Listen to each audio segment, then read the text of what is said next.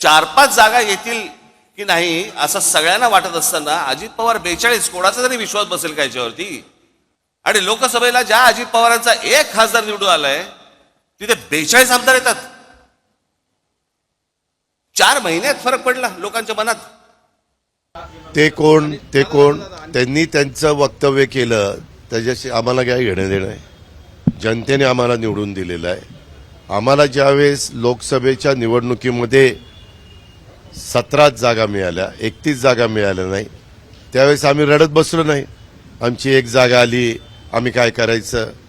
अरे तुम्हाला तुमच्या मुलाला निवडून आणता येत नाही आणि तुम्ही आम्हाला गप्पा मारता. यावेळेस आम्ही कष्ट घेतलेले होते, आम्ही मेहनत घेतलेली होती, तुम्ही सगळे बघत होता.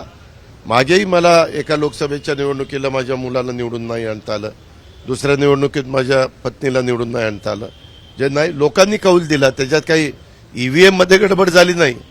जनतेने मतदान केलं ते आम्ही लोकशाहीमध्ये मान्य केलं पाहिजे.